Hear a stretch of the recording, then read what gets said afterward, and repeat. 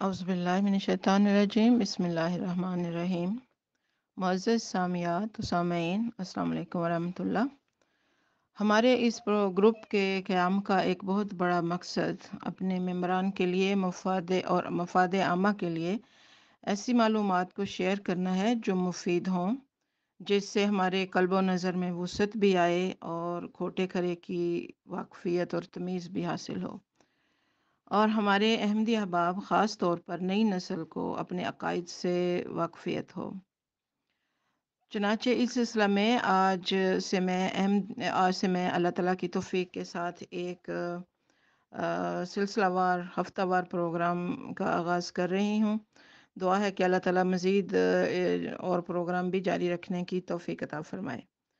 اس programme کے تحت احمدیہ جماعت کے بانی مرزا غلام احمد صاحب قادیانی کے ان تمام دعاوی پر باری باری گفتگو ہوگی جو انہوں نے اپنی 30 سالہ نام نہاد الہامی زندگی میں کیے، یعنی وہ 30 سالہ زندگی جو 1878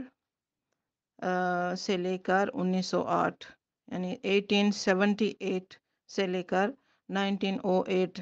میں پھیلی ہوئی ہے، 30 سال۔ ان دعویٰ جات میں انہوں نے مامور من اللہ، مجدد، محدث، امام مہدی، مسیح عیسیٰ بن مریم، اور ایک جگہ ان سے بھی بڑھ کر، اور پھر محمد رسول اللہ نعوذ باللہ، اور پھر ایک جگہ ان سے بھی بڑھ کر ان کی بطور بعثت ثانیہ کے یہ سب الہامات جو ہیں وہ انہوں نے یہ دعویٰ جات کیے، اور پھر نبی رسول اور تشریعی نبی، امتی نبی، ذلی نبی، تمام انبیاء کا مجون مرکب کہا کہ میں جری اللہ فی حلل الانبیاء ہوں، اور اس طرح انہیں یہ بھی الہام ہوا کہ وہ ہندوؤں کے لیے اوتار، رودر گوپال اور کرشن ہے۔ تو یہاں تک کہ انہوں نے اپنے آپ کو اللہ تعالیٰ کی فیملی بھی کہا، جیسے کہ کہا کہ مجھے اللہ تعالیٰ نے یہ کہا ہے کہ انت منی بمنزلت اولادی، اور پھر ایک دو خود بھی اپنے آپ کو کہا کہ میں خود ہی اپنے آپ کو خدا تعالیٰ کی طرح بھی دیکھا، جیسے کہ انہوں نے کہا کہ مجھے رویا صادقہ جو ہوتے ہیں اس میں ایک خواب میں نے دیکھا ہے کہ گویا میں خدا ہوں، اور بالکل وہی بن گیا ہوں۔ اور پھر اپنی ان الہامات کو انہوں نے ایک اپنی کتاب تذکرہ، جس کو وہ وحی مقدس کا نام بھی دے دیا، گویا وہ اس میں درج کیے ہیں یہ الہامات بہت سارے، اور ان کو تقریباً تمام الہامات اسی میں درج ہیں، اور کہا کہ گویا یہ کہ الہامی کتاب بھی اپنے لیے بنا ڈالی۔ تو جیسے کہ میں نے ابھی شروع میں عرض کیا کہ ہمارا اس پروگرام کا جو ضرورت محسوس کی گئی ہے، ضرورت اس لیے کہ یہ ہمارے جو بہت سارے احمدی رشتہ دار ہیں، اور ہمارے بچے اور بہت سے جو رشتہ داریاں ہیں، ان کو بھی جماعت کی عقائد سے واقفیت نہیں ہے، اور ان کو اس بہت ساری ایسی باتوں کا علم نہیں ہے جو وہ فیصلہ کر سکیں کہ وہ سچائی پر قائم ہے یا نہیں۔ تو ایک حقیقت جو ہے وہ کھل کر سامنے لانے کی ضرورت محسوس ہو رہی تھی۔ چنانچہ اس سلسلہ میں میرا یہ ارادہ ہے کہ آپ کی جو دعویٰ جات ہیں ان کو باری باری ایک ایک کر کے ڈسکس کیا جائے، جائزہ لیا جائے ان پہ، تو انہی کے کتابوں سے حوالے لے کر ان پہ تحقیقی کام جو ہے وہ کر کے وہ پیش کیا جائے، تاکہ سب کو یہ علم ہو کہ یہ ان کی کتابوں میں کیا لکھا ہوا ہے۔ اور بہت سارے اپنے ہی ہمارے احمدی احباب کو اس بات کا علم بھی نہیں ہے، کیونکہ کتابیں پڑھنا آج کل کے دور میں اور جو ان کی ہیں بھی کافی ساری کتابیں 85 کے قریب، تو ان کو مطالعہ کرنا، جیسے کہ میں خود بھی ان کا نہیں کرتی ہوتی تھی مطالعہ، لیکن بہرحال جو اگر کوئی کرتا بھی ہے تو وہ چیدہ کتابوں میں تھوڑے سے کوئی ایک دو پیراگراف جو ہیں وہ کر لیے جاتے ہیں، تو اس کی وجہ سے وہ زیادہ ڈیٹیل میں پڑھائی جو ہے ان کے جو انہوں نے باتیں لکھی ہوئی ہیں اس کی نہیں سمجھ نہیں آتی، اور نہ ہی ان کو معلومات اور واقفیت حاصل ہوتی ہے۔ تو ابتدائی طور پر آپ کے جو زندگی ہے، حالات زندگی، اس میں ہم ایک تارانہ نظر ڈالتے ہیں کہ کیسے انہوں نے اپنے کس طرح سے انہوں نے اس سے یہ اندازہ ہوگا کہ انہوں نے یہ دعویٰ جات کس ترتیب سے کیے اور کس مقصد کے لیے ایسا کیا۔ کیا لوگوں کے ذہن کو آہستہ آہستہ اس طرف مبذول کرانا مقصود تھا یا کوئی اور وجہ تھی؟ کیونکہ اللہ تعالیٰ نے جب منصب نبوت پر کسی نبی کو لگایا تو قرآن کریم میں جیسے کہ انبیاء کی تاریخ سے ہمیں علم ہوتا ہے، تو انہیں شروع سے ہی یہ بتا دیا کہ وہ نبی ہیں اور ان کے سپرد یہ کام کر دیا گیا، اور ان کی تربیت خود خدا تعالیٰ نے اپنے گویا نظر کے سامنے کی، اور انہیں ان کی زندگی اس طرح کی رکھی نبوت سے پہلے کی کہ انہیں بہت ساری برائیوں سے بھی بچایا اور بہت سی لغویات سے انہیں ان میں انوالو ہونے سے محفوظ رکھا۔ اور پھر جب انہیں بتایا کہ وہ نبی ہیں تو انہیں صاف بتا دیا گیا تھا کہ فَاصْدَعُوا بِمَا تُؤْمَرُ، یعنی جو تمہیں بتایا گیا ہے، حکم دیا گیا ہے، اس کو کھول کر بتا دو۔ لیکن جب ہم مرزا صاحب کی کتب پڑھنے سے معلوم ہوتا ہے کہ آپ اس بات کو سمجھنے میں کنفیوز رہے کہ وہ نبوت کا دعویٰ کر سکتے ہیں کہ نہیں، کیونکہ ایک جگہ انہوں نے یہ بھی لکھا ہے کہ جب ان کو متواتر 12 سال تک الہام ہوتے رہے لیکن یہ کوئی دعویٰ نہ کر سکے، کیونکہ انہیں یہ تھا کہ یہ ان کے بارے میں یہ الہام نہیں ہے۔ بحوالہ روحانی خزائن جلد نمبر 3 ازالہ اوہام میں صفحہ نمبر 192 192 میں یہ علماء ہند کی خدمت میں نیاز نامہ میں آپ لکھتے ہیں کہ میں مسیح موعود نہیں بلکہ مسیل موعود ہوں۔ تو لوگوں نے مجھے مسیح موعود لکھنا شروع کیا ہے، بلکہ میں یہ نہیں ہوں بلکہ مسیل موعود ہوں۔ تو پھر ایک جگہ ایک اپنی کتاب، اپنے مجموعہ اشتہارات جلد اول صفحہ 230 میں ایک جگہ لکھتے ہیں، ایک عاجز مسافر کا اشتہار قابل توجہ جمیع مسلمانان انصاف شعار اور حضرات علماء نامدار۔ اب یہ تھوڑا سا لمبا پیراگراف ہے، میں اس کو پڑھتی ہوں۔ آپ کہتے ہیں اے اخوان مومنین، آپ ایکچولی وہاں پر دہلی میں گئے تھے مسلمانوں کو ملنے کے لیے، تو وہاں پر چونکہ مسلمان آپ کے پیچھے پڑ گئے اور وہ آپ کے جو دعویٰ جات تھے اس میں یہ تھا کہ یہ چلے میں اس میں پڑھتی ہوں، ادھر سے ہی آپ کو حالات کا اندازہ ہو جائے گا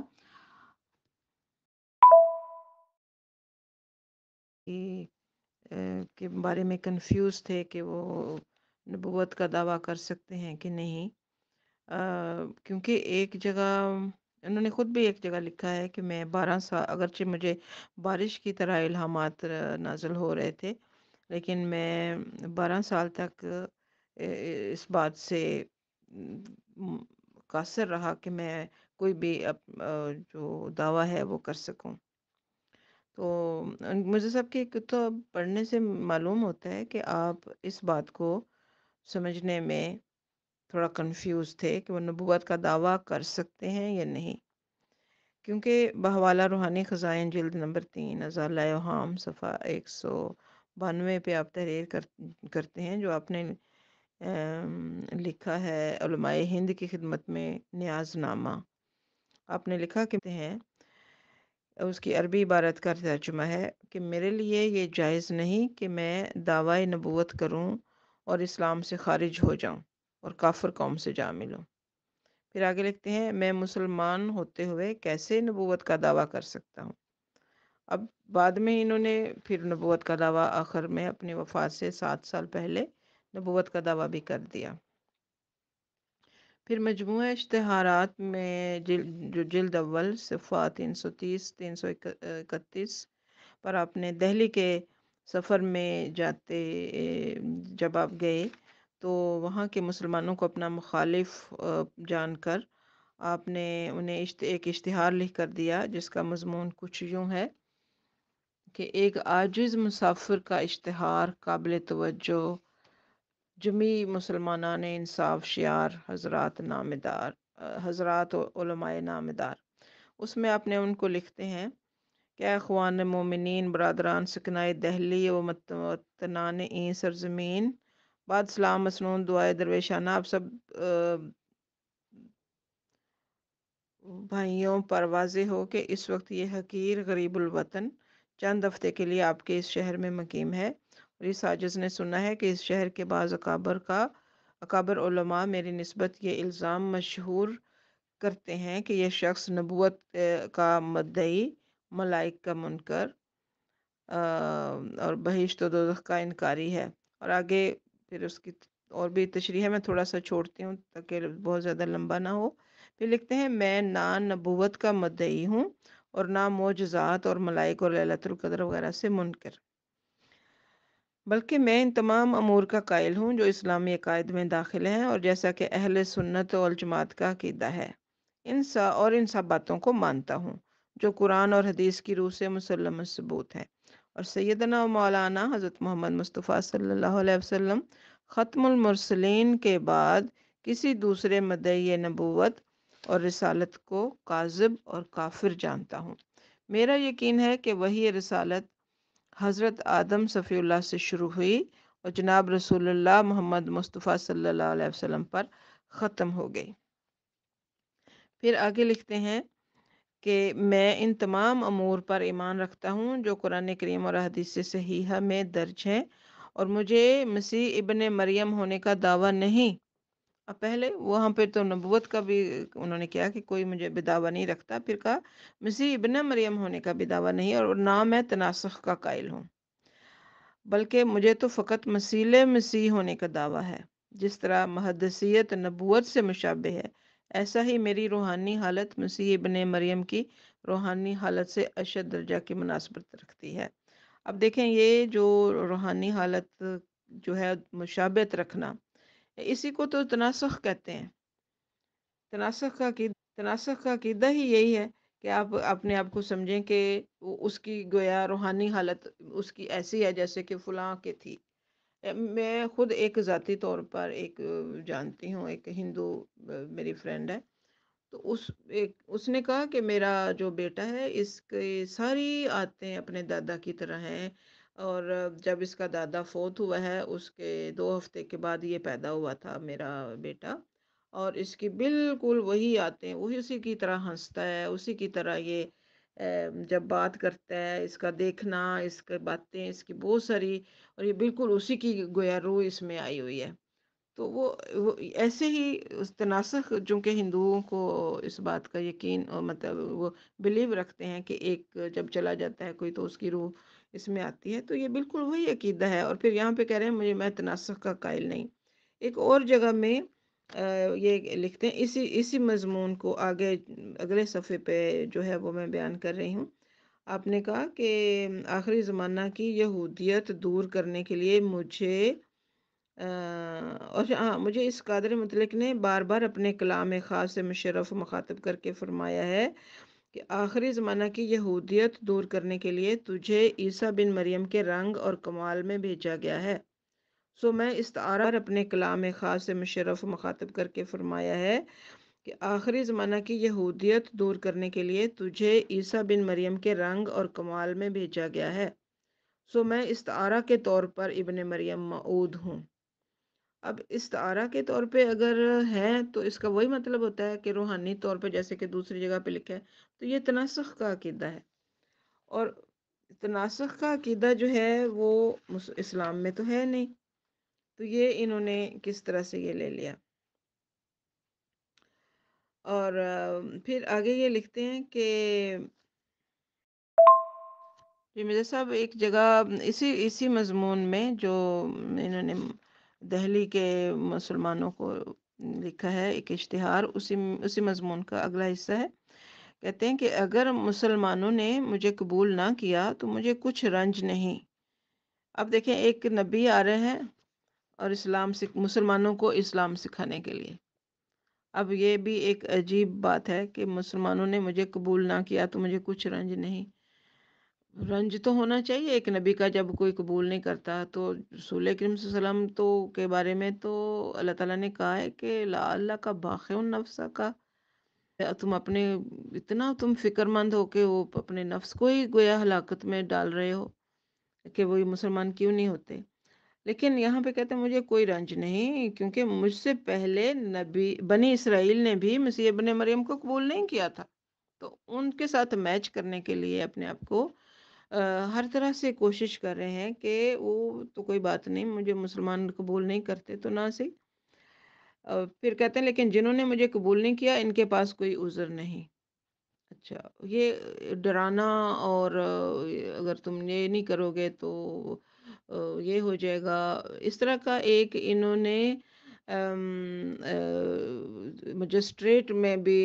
जो डिप्टी कमिश्नर के ऑफिस में भी जाके मजिस्ट्रेट के सामने आपने बहुत सारे अपने दावी से और किसी को मौत की पेशगोइयाँ जो बहुत ज़्यादा देते रहते थे लोगों को, उनसे तौबा की। और फिर ये भी कहा कि मैं अपने जो दोस्त मोहम्मद हसन बटालवी को बतालवी मैं कहता हूँ वो भी नहीं मैं कहूँगा। और फिर ये भी कहा कि वहाँ जो मैंने नबी का जो लफ्ज़ लिखा है वो मिटा के उसकी बजाय मुहद्दस लिख दिया जाए, तो नबी नहीं हूँ मैं। अब ये इतनी जगहों पे नबूवत का इनकार किया, लेकिन फिर आखिरी उम्र के जो आखिरी साल थे उसमें कैसे नबी अपने आप को कहने लग गए। उसका एक हवाला मैं एक और देती हूँ आपको। ये जो थे खलीफा सानी, उन्होंने अपनी किताब अनवारुल उलूम के सफ़ा 444 पर लिखा कि कहते हैं उन्होंने इनके दावे नबूवत की वजाहत करते हुए अपनी इस किताब में लिखते हैं, इस इख्तलाफ से इतना ज़रूर मालूम हो जाता है कि 1901 में हज़रत मसीह मौद ने अपने अकीदा में एक तब्दीली ज़रूर की है। देखें यहाँ बाप के बारे में बेटा जो खलीफा है वो ये कह रहे हैं कि हज़रत मसीह मौद ने अपने अकीदा में एक तब्दीली ज़रूर की है। यानी पहले अपनी नबूवत को मुहद्दसियत करार देते थे, लेकिन बाद में इसका नाम नबूवत ही रखते हैं। तो मुहद्दसियत लोगों को कहने के लिए उस वक़्त जब तौबा भी कर ली और ये कहा कि मैं नबी नहीं हूँ, और शुरू में यही कहते रहे कि नहीं मैं नबी नहीं हूँ, नबी नहीं हो सकता, मैं नबूवत का दावा करके अगर मैंने कोई काज़ब और मुसलमान से बाहर निकलना है, ऐसी तो कोई बात नहीं है। रसूल करीम तो ख़त्मुल मुरसलीन है, और आपके बाद से आदम से लेकर मोहम्मद सल्लल्लाहु अलैहि वसल्लम के बाद था बस जो नबी आने थे आगे हैं, अब कोई और नबी नहीं है। खुद लिखा, जिसका मैंने अभी हवाला दिया है आपको।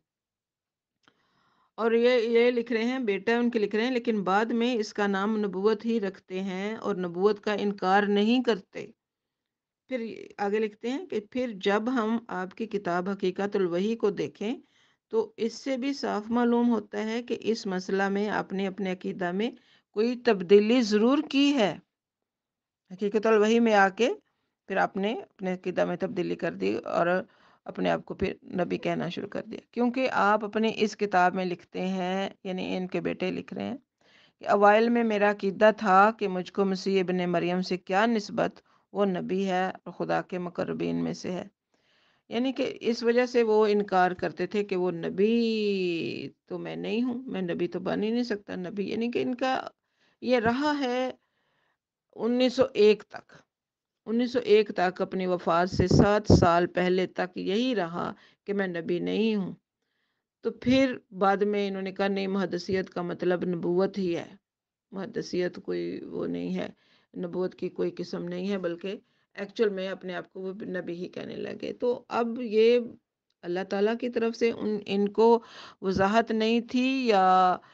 वैसे तो इन्होंने देखें हर जगह यही लिखा कि मुझे मुकालमा और मुखातबा हुआ है। अब अल्लाह ताला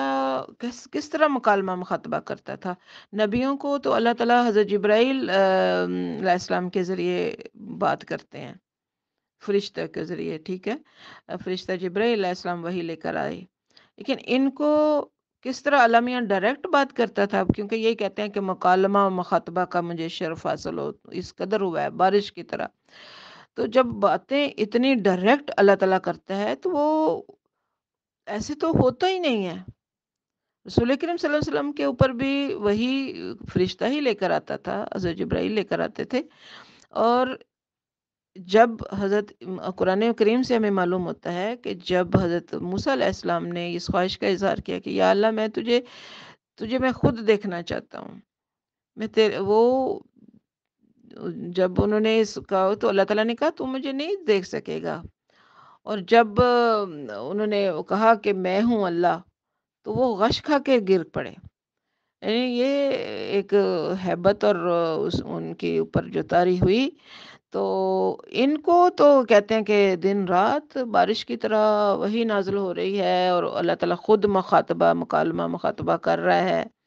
تو اس بات پہ بھی حیرت ہوتی ہے کہ کس طرح سے ان سے باتیں ہوتی تھیں، اور ان کو یہ انہوں نے اس کی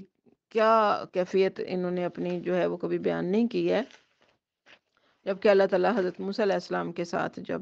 بات کرتا ہے اور ملاقات بھی ہے، ٹھیک ہے، لیکن انہوں نے ملاقات کی خواہش بھی کی تھی، لیکن آواز بھی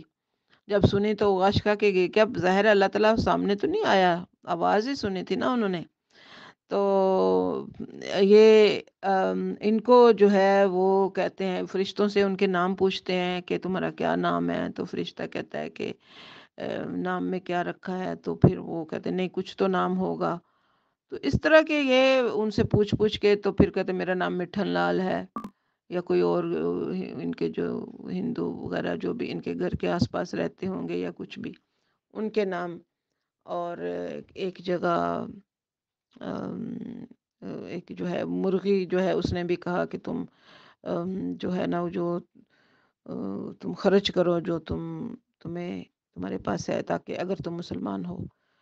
تو یہ پھر اس کے بعد سے انہوں نے پھر چندے جو ہیں وہ لگا دیے. امپورٹنٹ بات ہے جو آپ پلیز نوٹ کر لیں. دیکھتے ہیں یہ توضیح مرام جلد نمبر روحانی خزائن جلد 3 میں یہ حوالہ ساتھ لگایا گیا ہے. اس میں یہ خود کہتے ہیں کہ آنے والے کے لیے ہمارے ایک جگہ تو یہ کنفیوز ہے مرزا صاحب کہ مسیح کے لیے نبی ہی چاہیے، اور پھر آگے پھر حدیث بیان کرتے ہیں کہ پر آنے والے کے لیے تو رسول اکرم صلی اللہ علیہ وسلم نے نبی کا جو شرط نہیں ٹھہرائی. اس لیے انہوں نے اب یہاں سے یہ بات کھل گئی کہ کیوں انہوں نے شروع میں نبوت کا دعویٰ نہیں کیا، کیونکہ ان کو یہ تھا کہ آنے والی کے لیے یہ حدیث ان کے سامنے تھی. لیکن پھر آخر میں نبوت کو کیوں انہوں نے کہہ دیا کہ میں نبی ہوں، کیا مجبوری ان کو آ گئی تھی. اب اس حوالے سے آپ ذرا دیکھیں کہ اس حوالے نے اس کا صاف مطلب یہ ہے کہ ہر جو عہدہ یا ہر جو دعویٰ ہے ان کا وہ خود کا بنایا ہوا ہے، خود ساختہ ہے، خود ہی انہوں نے گھڑا. کہ میں اب جیسے کہ شروع میں نے ایک حوالہ دیا ہے کہ اس میں مسیح بننے کے لیے انہوں نے اپنے دوست سے مشورہ کیا، نور الدین صاحب سے، اور وہ کہا کہ ہاں ان حالات میں مسیح کا دعویٰ تو کر سکتا ہوں. اس کا مطلب کہ صاف یہ ظاہر ہے اللہ تعالیٰ نے نہیں کہا، اپنے دوست سے مشورہ کیا. اب یہاں پر نبوت کا جب زندگی کے آخری 7 سالوں میں، یعنی پہلے سارے دوسرے دعویٰ جات کر دیے، اور زندگی کے جو آخری 7 سال سے 1901 سے لے کر 1908 کے درمیان میں ان کا نبوت کا انہوں نے جو دعویٰ وہ رہا، اور اس کے بعد پھر ان کی وفات ہو جاتی ہے. تو کیا اللہ تعالیٰ نے نبوت کا بھاری کام جو ان پر ڈالنا تھا وہ شروع میں کیوں نہ ڈال دیا؟ یہ ہر ایک کے ذہن میں یہ سوال اٹھتا ہے. اور جب نبوت کا کام ڈال دیا اس عمر کے آخری حصے میں ان کے، تو پھر ان کو زندگی کیوں نہ اتنی دی کہ کم از کم یہ 80 یا اس کی آگے پیچھے ہوتی، کہ جیسے کہ کہہ رہے ہیں کہ میرے سے وعدہ تھا. تو اب یہ بھی ہے کہ عمر کے بارے میں اللہ تعالیٰ نے جب خدا کا ایسا نہیں ہوتا کلام کہ وہ کہے کہ آگے 4 سال آگے یا 4 سال پیچھے، 2 سال آگے پیچھے، اس طرح بتانا ہے اللہ کا، یعنی خدا کا بتانا ایک اور بات ہوتی ہے. انسان کا ایسے گیس ہو جاتا ہے کہ شاید ایسے اراؤنڈ دس ٹائم اور اس طرح کچھ بھی، لیکن اللہ تعالیٰ ایسی محمل بات نہیں کر سکتا نعوذ باللہ کہ بھی شاید اسے 2 سال آگے وہ بتانا تھا تو ایگزیکٹ بھی بتا سکتا تھا. لیکن وہ یہاں ہی سے ان کی اس بات کا بھی جھوٹ جو ہے وہ پکڑا جاتا ہے کہ یہ کتنی محمل بات کر رہے ہیں کہ اللہ تعالیٰ نے یہ کہا. پھر کسی کتاب میں کچھ لکھا ہے، وہ حوالہ بھی دیا ہوا ہے ساتھ میں نے، کہ کسی کتاب میں لکھا کہ 2 سال آگے پیچھے، کسی کتاب میں لکھا 4 یا 5 سال آگے پیچھے. تو یہ بھی ایک امپورٹنٹ بات ہے جو آپ پلیز نوٹ کر لیں. آپ کی تاریخ پیدائش پر اختلاف رائے پایا جاتا ہے جماعت کے لٹریچر میں، لیکن مرزا صاحب نے خود اس مشکل کو آسان کیا جب اپنی کتب میں بہت سے مقامات پہ انہوں نے اپنی عمر خود بتائی ہے. مثلا 1857 کی جو جنگ آزادی کے وقت انہوں نے اپنی کتاب میں بتایا کہ ان کی عمر 16 یا 17 سال تھی اس وقت. 1857 میں کہ جنگ آزادی جب ہوئی ہے تو ان کی عمر 16-17 سال تھی. اب ان کی وفات کے وقت میں جو کہ 1908 کو ہوئی، تو اس حساب سے ان کی عمر ان کی وفات کے وقت 68 سال کی بنتی ہے. 68 سال یعنی 70 سے بھی کم. اگر کھلا مارجن دے دیا جائے اور 70 بھی کر لیں کہ اس وقت ان کی عمر 70 سال تھی، تو ان کی پیش گوئی جو ان کی اپنی عمر کے متعلق انہوں نے وہ کہی کہ مجھے اللہ تعالیٰ 75 بھی نہیں ہوئی، یعنی 75 تک بھی نہیں ہوئی. تو بہرحال یہ ان کی عمر کے بارے میں یہ اختلاف ہے، اور یہ جماعت میں ان کی ڈیٹ آف برتھ جو ہے وہ واضح نہیں ہے. آپ کے بچپن کے جو حالات زندگی ہیں ان پہ نظر ڈالیں تو وہ پتہ چلتا ہے کہ آپ کی زندگی عام بچوں کی طرح تھی. قادیان کے تالاب میں نہانا یا بارش کے دنوں میں بارش کے پانی میں تیراکی کے حوالے سے یہ جو سیرۃ المہدی میں ہے، صرف صفحہ نمبر 258 میں، تو اس میں آپ لکھتے ہیں: میں بچپن میں اتنا تیرتا تھا کہ ایک وقت میں سارے قادیان کے ارد گرد تیر جاتا تھا. اب لکھنے والے نے یہ وضاحت کی ہے کہ بارش کے دنوں میں قادیان میں اتنی پانی اکٹھا ہو جاتا تھا کہ وہ جزیرہ بن جاتا تھا. اب یہ دیکھیں کہ اس بارش کے پانی کے میں جو تیرنا ہے وہ تالاب کے پانی میں، یا وہ جو ہوتا تھا، یا ارد گرد میں جو بھی بارش کا پانی تھا وہاں آپ تیرتے ہوتے تھے، یہ ایک عام بچوں کی طرح کی ایک بات تھی. پھر جب ذرا بڑے ہوئے تو ان کی شادی ان کے چچا کے بیٹی حرمت بی بی صاحبہ سے ہو گئی. اس وقت ان کی عمر 15 سال تھی. تو 2 بچے پیدا ہوئے، سلطان احمد اور فضل احمد. مرزا صاحب کے لڑکپن کے بارے میں ذکر حبیب کے حوالہ پر حوالہ صفحہ نمبر 18 کے مطابق مرزا صاحب کو کسی دوست نے شکایت کی کہ مکرم مفتی صاحب امرتسر میں قیام کے دوران رات کو تھیٹر چلے گئے تھے. تو مرزا صاحب نے کہا کہ کوئی بات نہیں، ایک دفعہ ہم بھی گئے تھے تاکہ معلوم ہو کہ وہاں کیا ہوتا ہے. تو یہ حوالہ بھی میں پروگرام کے آخر میں لگا دوں گی. اس بات پر اس وقت تبصرہ کرنا مقصود نہیں، لیکن ایک نبی کی زندگی پر چونکہ اللہ تعالیٰ کی نظر ہوتی ہے تو وہ ایسی لغویات میں شامل ہونے سے بچایا جاتا ہے. لیکن مرزا صاحب کا بچپن اور لڑکپن ایک نارمل گاؤں کے بچوں جیسا تھا. پھر فیملی کے ہیڈ یا کفیل ہونے کے طور پر آپ اپنی فیملی کو خود سپورٹ نہیں کرتے تھے، بلکہ جوائنٹ فیملی سسٹم سے فائدہ اٹھاتے ہوئے آپ کے باپ کی پینشن پر آپ کا گزارا ہوتا تھا، کیونکہ آپ کے والد صاحب بار بار ان کو کسی کام کاج کے کام دھندا کرنے کی طرف توجہ دلاتے رہتے تھے، لیکن یہ کوئی کام نہیں کرتے تھے، اور اسی طرح فیملی سسٹم کے ساتھ ہی ان کا گزارا بچوں کا اور ان کے اخراجات وغیرہ کا ہو جاتا تھا. اور ان کا جو زیادہ تر ٹائم ہے وہ مطالعہ کتب میں گزرتا تھا. ان کی جو نجی یعنی شادی شدہ زندگی کے بارے میں بتایا جاتا ہے کہ ان میں آپ کو کوئی دلچسپی نہ تھی. جیسا کہ سنت رسول ہے کہ بیوی کے گھریلو کاموں میں اس کا ہاتھ بٹانا اور بچوں کی تعلیم و تربیت میں عملی حصہ لینا، تو اس کا کوئی ذکر ہمیں ان کی کسی کتابوں میں نہیں ملتا، بلکہ جیسے کہ سکولنگ وغیرہ میں بچوں کی طرف توجہ دینا اور ان کی پڑھائی یا اس طرف، تو بڑا بیٹا جو تھا وہ ان کے بڑے بھائی غلام قادر صاحب نے اڈاپٹ کر لیا تھا، اور وہ اس کی لک آفٹر کرتے تھے، اور چھوٹا جو ہے وہ ماں کے ساتھ ہی زیادہ تر اٹیچ تھا، اور ماں ہی اس کی لک آفٹر کرتی تھی، اور اس طرح آپ تقریباً بچوں کی ذمہ داریوں سے فارغ تھے۔ جیسے سیرت المہدی کے مطابق جو ان کا چھوٹا بیٹا تھا وہ خاموش طبع تھا، اور مرگی کے دورے جب آپ کو ہوتے تھے تو اپنے باپ مرزا غلام قادیانی صاحب کو سنبھالتا تھا۔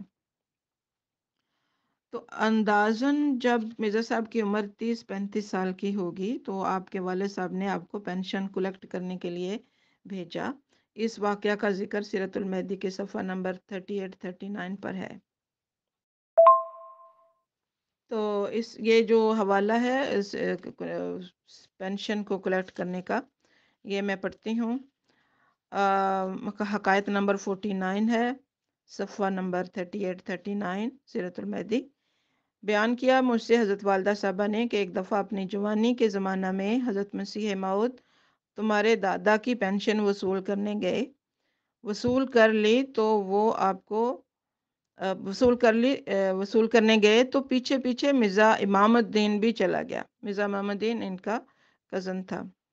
جب آپ نے پینشن وصول کر لی تو وہ آپ کو پھسلا کر اور دھوکہ دے کر بجائے قادیان لانے کے باہر لے گیا اور ادھر ادھر پھراتا رہا۔ پھر جب اس نے سارا پیسہ اڑا کر ختم کر دیا تو آپ کو چھوڑ کر کہیں اور چلا گیا۔ حضرت صاحب اس شرم سے واپس گھر نہیں آئے، اور چونکہ تمہارے دادا کا منشا رہتا تھا کہ آپ کہیں ملازم ہو جائیں، اس لیے آپ سیالکوٹ شہر میں ڈپٹی کمشنر کی کچہری میں قلیل تنخواہ پر ملازم ہو گئے، یعنی کہ آپ اس میں شرمندگی کے ساتھ گھر واپس نہیں آئے بلکہ ادھر سے ہی آپ سیالکوٹ چلے گئے۔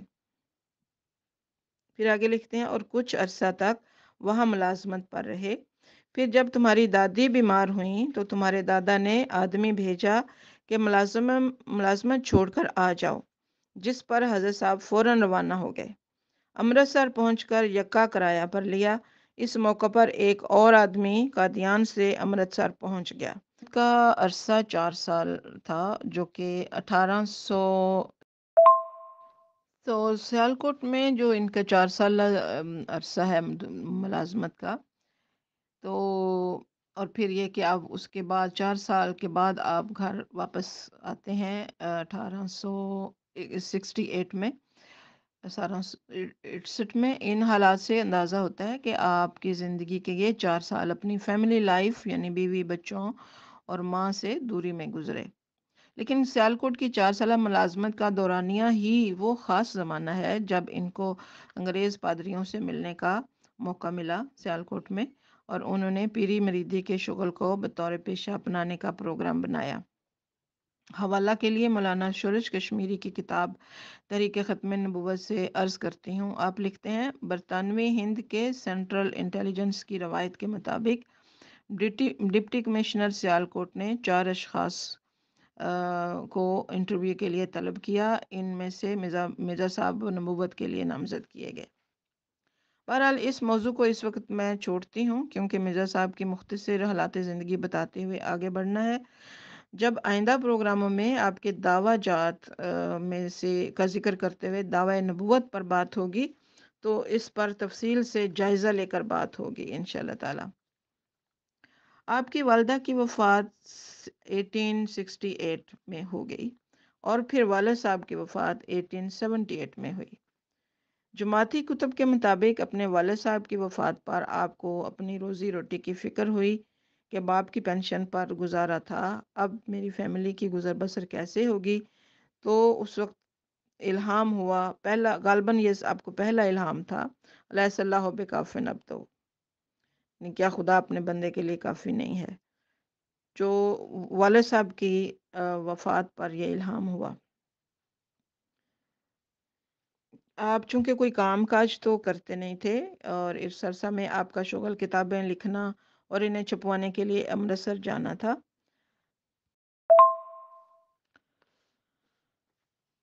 اس عرصے میں آپ کا شغل کتابیں لکھنا اور انہیں چھپوانے کے لیے امرتسر جانا تھا۔ آپ کی براہین مرزا صاحب کی براہین احمدیہ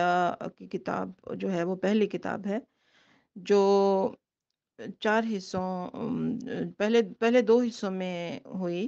شائع ہوئی، جو 1882 کی بات ہے،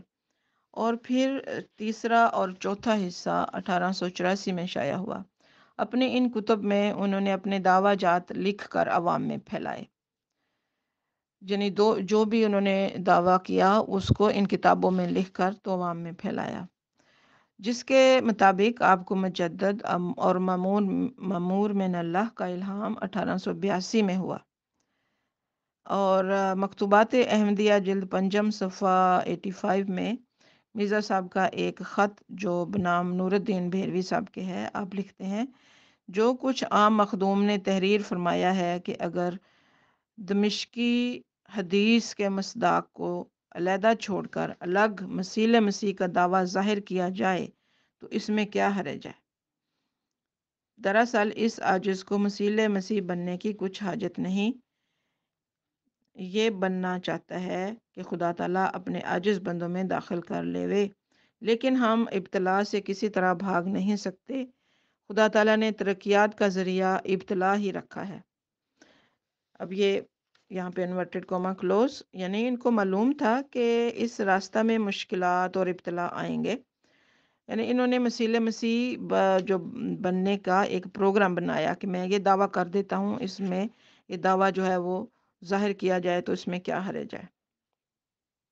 اب صاف ظاہر ہے کہ یہ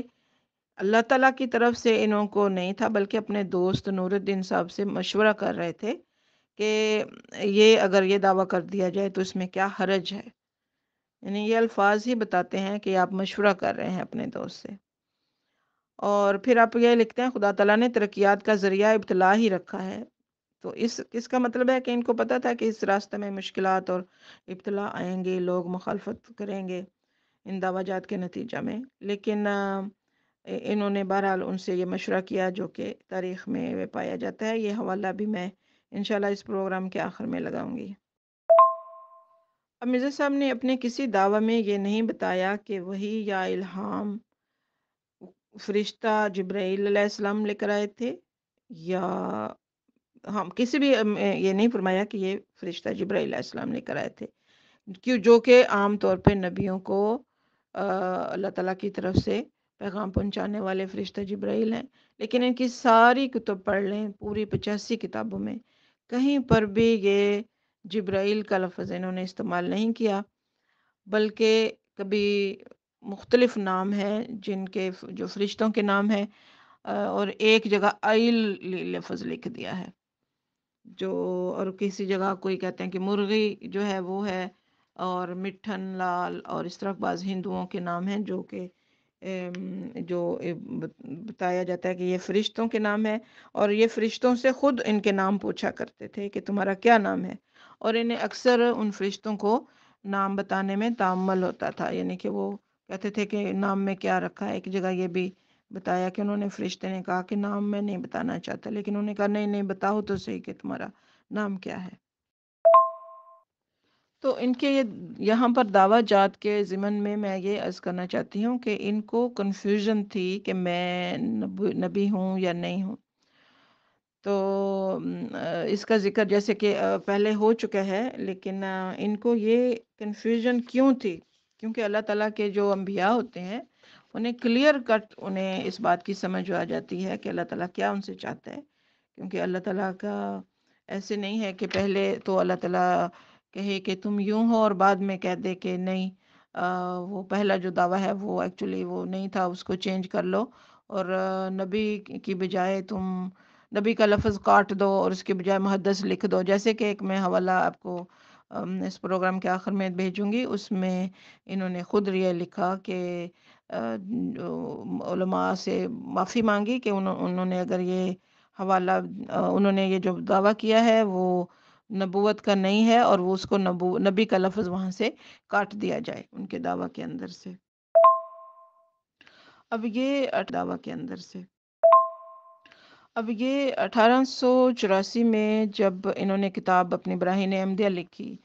تو اس میں اپنے ایک الہام کا بھی انہوں نے ذکر کیا کہ مجھے یہ الہام ہوا ہے کہ هو الذی ارسل رسولہ بالہدی ودین الحق لیظہرہ علی الدین کلہ۔ یہ لکھا کہ یہ آیت جسمانی اور سیاست ملکی کے طور پر حضرت مسیح کے حق میں پیش گوئی ہے۔ یعنی اس وقت تک ان کو اپنا یہ نہیں پتہ چل رہا تھا کہ یہ مسیح ہیں کہ نہیں ہے، اور لکھا کہ جس غلبہ کا کاملہ دین اسلام کا وعدہ دیا گیا ہے وہ غلبہ مسیح کے ذریعہ سے ظہور میں آئے گا، اور جب حضرت مسیح علیہ السلام دوبارہ اس دنیا میں تشریف لائیں گے تو ان کے ہاتھ سے دین اسلام جمیع آفاق اور اقطار میں پھیل جائے گا۔ یعنی اس وقت بھی ان کو یہ نہیں لگتا تھا کہ یہ مسیح ہے، مسیح موعود ہے کہ نہیں ہے، بلکہ یہ کہا کہ مسیح جو ہیں وہ پہلے جو مسیح تھے وہ، کیونکہ ان کا یہی یقین تھا، اور وہی آئیں گے اور وہ اسلام کو دنیا میں پھیلائیں گے اور انہی کے ذریعے غلبہ ہوگا۔ جیسے کہ عام مسلمانوں کا عقیدہ ہے وہی آپ کا بھی عقیدہ تھا۔ آپ جب یہ شادی کر کے آئے ہیں تو اس کے بعد آپ نے چلا کیا ہے اور وہاں پھر ان کو یہ جو سبز اشتہار شائع کیا، اور پھر یہ کہا کہ اس کے بعد آپ نے 85 یا 86 میں 1985 1885 86 کی بات ہے کہ آپ نے جب چلا کیا تو اس میں انہوں نے محمدی بیگم سے شادی کا ارادہ کیا، اور یہ بھی ایک لمبا واقعہ ہے۔ اس سردست اس واقعہ کو چھوڑتی ہوں کہ کیسے اس ارادے کا آپ نے اظہار کیا اس کے والد صاحب سے، اور پھر اس ایک اشتہار کے ذریعے سے یہ اطلاع عام دی کہ اگر اس عورت کا والد اس بات پر راضی نہ ہوگا تو خاندان والوں کو اس کے بد نتائج بھگتنے پڑیں گے۔ یعنی کہ ایک بہت بڑی تھریٹ جو ہے وہ اپنی خاندان کے افراد کو دی کہ وہ اس عورت سے، محمدی بیگم صاحبہ سے، ان کی شادی ضرور کروائیں، اور ایک بہت زبردست پیش گوئی جو ہے وہ شائع کی جس میں یہ بتایا کہ اگر یہ نہیں ہوگی شادی، اور یہ شادی البتہ ضرور ہوگی، اور کیونکہ یہ تقدیر مبرم ہے جو کہ ضرور بضرور پوری ہوگی، اگر کنواری ہونے کی حالت میں نہیں تو وہ بیوہ ہو جائے گی، اگر اس کی شادی کسی اور جگہ کی گئی تو وہ بھاگ کر میرے پاس آئے گی، اور اس طرح سے یہ شادی ضرور ہوگی۔ اور اس کے لیے آپ نے جو ہے وہ یہ بھی اظہار کیا کہ جو دوسرا جو موعود بیٹا جس کی پیشگوئی دی گئی ہے، جس کی خبر دی گئی ہے، وہ ان کو یہی لگتا تھا کہ اسی میں سے پیدا ہوگا جو تیسری شادی یہ کریں گے، تو ان کے ہاں سے یہ بیٹا جو ہے وہ پیدا ہونے کا ان کو امکان تھا۔ آپ کے حالات کو مختصراً بیان کرتے ہوئے میں اس وقت یہ عرض کرتی ہوں کہ اس کے بعد کافی اور ڈیٹیل ہے ایکچولی جو بھی نیکسٹ پروگرام میں بیان کروں گی، یا ہو سکتا ہے میں کل کے پروگرام میں اس کو میں ڈیٹیل میں بیان کر دوں گی۔ پھر 1889 میں آپ نے جماعت کی بنیاد رکھی اور پہلی بیعت لی۔ اس کے بعد آپ کے جو دعویٰ جات ہیں وہ محمد صلی اللہ علیہ وسلم کا کہ دوبارہ بعثت کے رنگ میں آپ نے کہا کہ وہ تشریف لے آئے ہیں۔ حالانکہ ایک جگہ آپ یہ کہتے ہیں کہ میں تناسخ کا قائل نہیں ہوں، لیکن یہ جو عقیدہ تھا ان کا یہ بالکل تناسخ والا ہی تھا کہ وہ ان کے بہینے ہی میں انہی کے رنگ میں گویا دوبارہ میرا آنا، انہوں نے یہ لکھا کہ میرا آنا رسول اکرم صلی اللہ علیہ وسلم کا دوبارہ آنا ہے، گویا میں انہی کے کی خصوصیات کو لے کر، انہی کے پیغام کو، انہی کے اس کو پھیلانے کے لیے آ گیا ہوں، اور میرے میں وہی باتیں ہیں۔ انہوں نے اپنے آپ کو بہت سارا ملایا کہ میں محمد رسول اللہ صلی اللہ علیہ وسلم سے مجھے کتنی مشابہت ہے، یہاں تک کہ جب ایک اتنی معمولی سی بات کہ ان کا بیٹا رسول اکرم صلی اللہ علیہ وسلم کا بیٹا حضرت ابراہیم جب وہ فوت ہوا ہے تو انہوں نے کہا کہ اس کی عمر بھی 16 مہینے تھی، کیونکہ ان کا بھی ایک بیٹا جو ہے وہ فوت ہو گیا جو اتنی عمر کا تھا، تو آپ نے کہا کہ یہ بھی ان کے ساتھ مجھے میچ کرتی ہے، اور بہت ساری باتیں آپ نے اپنے آپ کو میچ کی کہ ان کا مقابلہ کرنے کے لیے، اور پھر یہ کہا کہ یہ ان کی یہ بات گویا ان رسول کریم صلی اللہ علیہ وسلم کے مقام کو زیادہ بڑھاتی ہے، ان کو کم نہیں کرتی ہے بلکہ زیادہ بڑھاتی ہے، یعنی کہ پوری طرح ان کی کاپی کر رہے ہیں، اور پھر کہہ رہے ہیں کہ ان کی مقام کو بڑھانے کے لیے یہ ہے، یہ ان کے مقام کو کم نہیں کرتی۔ اس کے بعد آپ نے جو ہے ہندوؤں کے لیے آپ نے کہا کہ میں رام اوتار ہوں، اور مسیح محمد، اور خود جو ہے وہ عیسیٰ کا جو ہے وہ بھی کر دیا انہوں نے دعویٰ۔ ہندوؤں کے لیے اوتار، کرشن، رودر گوپال، یہ سب بھی کرتے ہوئے یہ ان کی ڈیٹیل جو ہے وہ میں زیادہ ڈیٹیل میں کل کے پروگرام میں انشاءاللہ آپ کو بتاؤں گی۔ آج کے اس پروگرام کو ادھر ہی میں ختم کرتی ہوں، اور باقی جو حوالہ جات ہیں وہ ابھی میں شیئر کرتی ہوں آپ کے ساتھ، آپ کے سب کے سننے کا۔ السلام علیکم ستارہ، آپ نے بہت اچھا پروگرام کیا ہے۔ یہاں پہ میں اس حوالے کی توسط سے یہ ایک بات کہنا چاہوں گی کہ مرزا صاحب نے جو کتابیں لکھی تھیں ان کتابوں میں جیسے کہ ابھی یہ حوالہ ہے، اس میں لکھا ہے کہ میرے لیے میرے لیے یہ جائز نہیں کہ میں ایسا کوئی دعویٰ کروں اور پھر اسلام سے خارج ہو جاؤں۔ اور پھر انہوں نے آگے آنے والے دنوں میں 20-22 سال کے بعد انہوں نے اس طرح بھی لکھا ہوا ہے کہ آج سے 20-22 سال پہلے جا کے دیکھو براہین احمدیہ میں نے یہ دعویٰ کیا ہوا ہے۔ یعنی کہ وہ کتابیں جو براہین احمدیہ انہوں نے لکھی تھی وہ اس لیے لکھی تھیں کہ وہ اسلام کی حقانیت ثابت کریں، مسلمانوں کی اور اسلام کی افادیت ثابت کریں، نہ کہ یہ دعویٰ جات کرنے کے لیے۔ اور اس مقصد کے لیے انہوں نے چندہ جات اکٹھے کیے تھے، چندے لیے تھے مختلف لوگوں سے، اور جنہوں نے بھاری مقدار میں ان کو چندے دیے تھے، اور انہوں نے یہ کتابیں باقاعدہ ارادتاً لکھی تھی، اور ان کے اندر انہوں نے الہام بھی شامل کر دیے تھے۔ بعد میں وہ پھر جو کہ 20-22 سال بعد کہتے ہیں جا کے دیکھ لو میری 20-22 سال پہلے کی کتابوں میں نے یہ ذکر کیا ہوا ہے۔ اس بات سے ہی ثابت ہو جاتا ہے کہ یہ سارے دعوے انہوں نے جھوٹے کیے تھے۔ السلام علیکم جی زائدہ جی، بالکل آپ نے ٹھیک کہا۔ یہ آہستہ آہستہ جب ہم اور پروگراموں میں ڈسکس کر کے اس کو انالائز کرتے جائیں گے تو یہ ود ایویڈنس اس بات کے کو ہم پیش کریں گے اپنے سامعین کے سامنے کہ یہ کس طرح سے یہ جو باتیں ہیں یہ بالکل انہی کے اپنے ہی کتابوں سے ثابت ہوتی ہیں کہ انہوں نے یہ سارا پروگرام یہ ایک جگہ لکھتے بھی ہیں کہ سب کاروبار، تو یہ گویا کاروبار ہی تھا جو انہوں نے اپنی فیملی کو سپورٹ کرنے کے لیے، ان کو روزی روٹی کی جو فکر تھی وہ بھی میں ایک حوالہ لگاتی ہوں، تو اس کی پروموشن کے لیے یا اس کو پرزرو کرنے کے لیے اپنے خاندان کے لیے پیسے جو ہیں وہ، کیونکہ جاب یہ کوئی کرتے نہیں تھے، اور بیماری وغیرہ اللہ رحم کرے ان کو ایسی تھیں کہ کہیں جاب بھی یہ نہیں کرنا، شاید نہیں کر سکتے ہوں گے۔ تو اس وجہ سے جب ان کو تجربہ ہو گیا تھا ایک دفعہ کہ سیالکوٹ میں انہوں نے وہ کر لی، اور بہرحال اس کے میں ان کی جنرل طور پہ یہ بتا رہی ہوں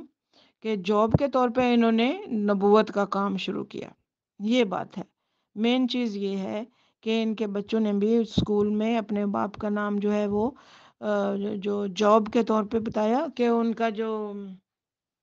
کیا کام کرتے ہیں، وہ نبی ہیں، نبوت ہے ان کا پیشہ۔ تو جب کہ خود ہی جب کہہ چکے ہوئے ہیں کہ نبی نہیں آ سکتا، نبی کا آنا ان ایک اسلام سے میں باہر ہو جاؤں گا۔ اس وقت ان کی عمر 50 سال سے اوپر تھی، اتنے میچور تھے، اور یہ کتاب یہ لکھنے سے پہلے انہوں نے کہہ دیا تھا اپنی ایک کتاب میں میں اس کا حوالہ بھی لگاتی ہوں کہ مجھے اللہ تعالیٰ نے قرآن کریم میں قرآن کریم کے معارف اس قدر عطا کیے ہیں کہ مجھے بتا دیا ہے کہ اس وقت روئے زمین پر اور کوئی شخص نہیں ہے جس کو اس قدر معرفت مل گئی ہو جو تمہیں مل گئی ہے۔ تو جب وہ اس وقت کیوں ان پہ واضح نہیں تھا ختم نبوت کے معنی، اور کیوں اس وقت واضح نہیں تھے جبکہ قرآن کریم کے مصدر اور کہتے ہیں کہ سارا نالج الفاظ کا ان کو دیا گیا، تو اس وقت پھر ان کو یہ کیوں نہیں پتا چلا تھا کہ یہ نبی کا کیا مطلب، ختم المرسلین کا کیا مطلب ہے، اور رسول کریم صلی اللہ علیہ وسلم کو خاتم النبیین کا جو مقام ہے اس کا کیا میننگ ہے۔ اب بعد میں جو تعویلیں اور توجیحات نکالتے ہیں، اور احمدیوں سے جب بھی مربیوں سے بات ہوتی ہے تو اس کی دائیں بائیں اور آگے پیچھے مڑ کے، نہیں اس کا یہ نہیں یہ مطلب ہے، نہیں اس کو یوں ہے، اور استعارے کے رنگ میں یہ ہو گیا، وہ کیسے آپ استعارہ کر سکتے ہیں؟ استعارہ کے لیے جو خوبی ہے وہ بھی تو لینی ہوتی ہے، اور اس کا امکان بھی ہونا چاہیے۔ یہ سب باتیں جو ہیں جب ہوں گی نہیں، پھر بھی آپ اس پہ اڑے رہیں گے کہ نہیں ہمیں تو یہ نبوت مل سکتی ہے، تو پھر اس وقت آپ کا علم کیوں نہیں تھا جب آپ نے یہ الفاظ لکھے اپنی کتاب میں؟